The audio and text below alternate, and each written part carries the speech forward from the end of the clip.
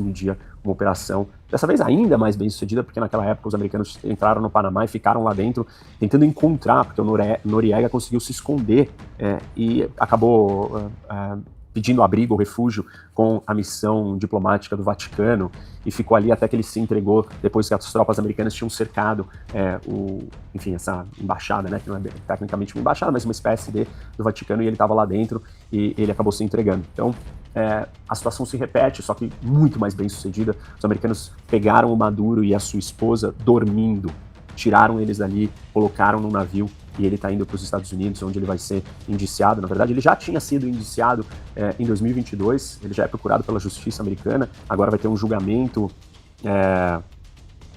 que vai, né, investigar todos os crimes que ele é acusado. Provavelmente ele vai ser preso, talvez ele pegue uma prisão aí de muito tempo, ou uma prisão perpétua, ou até uma pena de morte. Não sabemos se vai ser um processo mais longo, que vai chamar a atenção de todo mundo, mas é para lá que o Maduro está indo. Esse é o desfecho dele. E ele está indo com a sua esposa, a Flores, que ela não é uma figura qualquer, ela é uma advogada, deputada, já foi presidente da Assembleia Nacional na Venezuela, ela é uma figura importante, uma das ideólogas, né, das pensadoras, das ativistas principais do regime, sempre apoiou o Maduro, apoiava o Chávez. Ela não tem um papel figurativo, ela tem um papel realmente relevante no regime e foi presa junto, está nesse momento no US, no navio americano US Dima. Bom, então além, né, da operação ter sido um sucesso, ela sinaliza muitas coisas para o mundo geopoliticamente.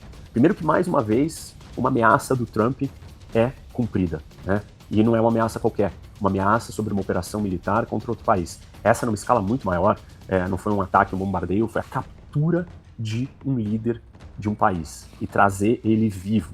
Essa operação ela é muito minuciosa e o fato dela ter sido executada, ela tem uma série de riscos. O fato de o Trump ter autorizado isso quer dizer que ele não será um líder tão pacifista e pacífico como ele mesmo prega, né? Ou ele está buscando o prêmio Nobel, quer acabar com as guerras no mundo, quer, enfim, está trabalhando aí para dizer que ele não quer guerra e que esse é o objetivo dele.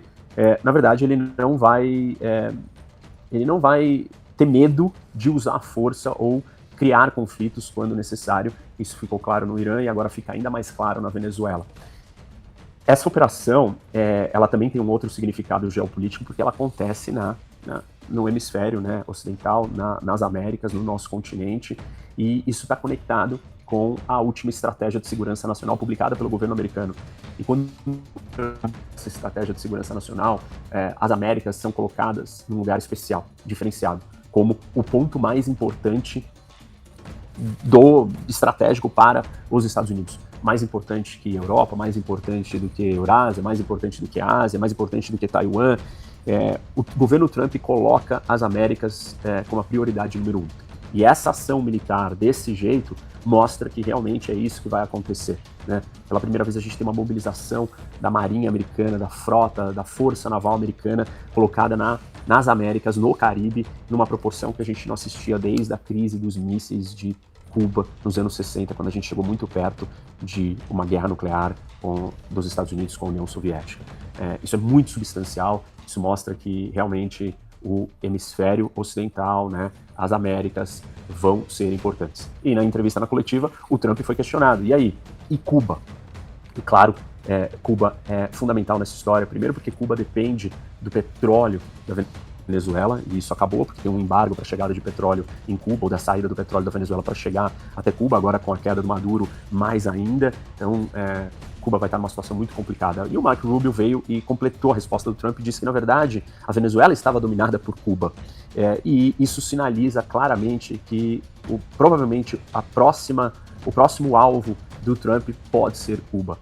Não dá para descartar que novas ações ou até operações, sei lá, possam vir a acontecer em Cuba. Claro que tudo isso vai depender do desenrolar para onde a Venezuela está indo. Esse é um assunto que eu já vou falar, deixando aí o pessoal ir chegando, porque esse assunto é bem central, é bem importante, né? Entender o que acontece com a Venezuela agora, principalmente pelas coisas que o Trump falou. Eu vou falar disso daqui a pouco, mas antes disso vamos continuar então com as consequências para o nosso hemisfério, né, para o nosso continente. Mais cedo o Trump também deu uma entrevista e perguntam se a Colômbia vai ser a próxima, e ele responde, ele tem que estar com medo, o presidente da Colômbia tem que estar com medo, pode ser que seja a próxima, sim. Tudo isso afeta muito como a política vai acontecer aqui. O Javier Milei publicou um tweet falando, né, viva a liberdade, Venezuela está livre, comemorando e festejando. O Lula publicou ou falou algo dizendo que essa linha que o Trump cruzou é muito perigosa, criticou o Trump.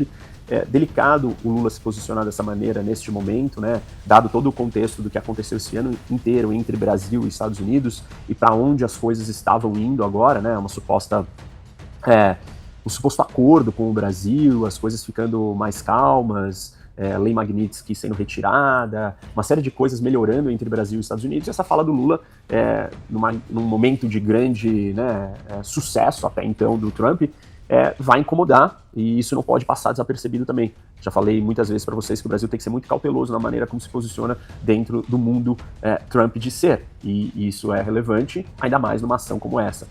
Claro que o Lula não ia ficar calado, mas delicado ele fazer esse tipo de comentário nesse momento, então isso faz diferença também. Isso quer dizer que o Trump vai derrubar todos os regimes de esquerda na América Latina? Não quero dizer isso. De forma alguma, os Estados Unidos não têm esse ânimo. A Venezuela é um caso bem específico, uma ditadura que está no poder, ligada com tráfico de drogas, com presença iraniana, presença chinesa, russa, Hezbollah, organizações terroristas dentro da Venezuela. Tem toda uma... a Venezuela é um caso muito à parte. Teve eleição, a eleição foi roubada, mais de 55 países no mundo não reconhecem a vitória do Maduro, existe muita base, né, muita sustentação para essa ação. Você não tem uma situação como essa em todos os outros países da América Latina. O Brasil não é o próximo da lista, não existe esse risco. O Brasil é um país continental imenso.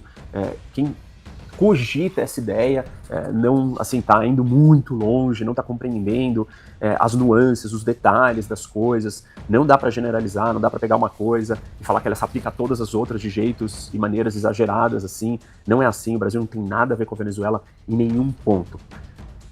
Fazer um parênteses aqui, pessoal, quem está no Rock Academy, né, o meu aplicativo, consegue fazer perguntas que no final eu vou responder. Então, os assinantes do Rock Academy estão acompanhando desde as primeiras horas, inclusive, as notícias, né, porque a gente tem lá no Rock Academy um bunker do rock, que a gente chama, que é um feed de notícias em tempo real, com tudo que está acontecendo no mundo, mastigado, digerido, já fácil para quem está lá dentro. Se você não conhece o Rock Academy, também tem aqui na descrição do vídeo o link. Nós estamos com uma promoção especial ainda do final do ano, ela está valendo, é o preço mais barato do ano, 50% de desconto, é menos de R$1 por dia a assinatura. Você tem vários cursos, várias aulas exclusivas, tem o Bunker do Rock, que é esse feed de notícias, tem, não só eu de professor, tem vários outros professores, vários cursos. Assim, é um lugar para você entender o mundo, e o mundo já começou em 2025 e 2026, mostrando que a geopolítica é fundamental. Se você quiser entender para onde a economia vai, como que os negócios vão funcionar, as finanças, você precisa estar sintonizado com a geopolítica. O melhor lugar para você aprender disso é no meu aplicativo Rock Academy. Aproveita, vai no link aqui na descrição do vídeo e aproveita essa promoção. Dá para pagar no Pix, no boleto, cartão de crédito, como vocês quiserem. Então, voltando aqui para o meu raciocínio, né? Eu estava comentando com vocês, então, que quando a gente fala da postura do Trump para a América Latina, não são todos os países igual. Cuba é uma ilha pequena que tem um histórico com os Estados Unidos de longuíssima data, é uma ilha muito estratégica.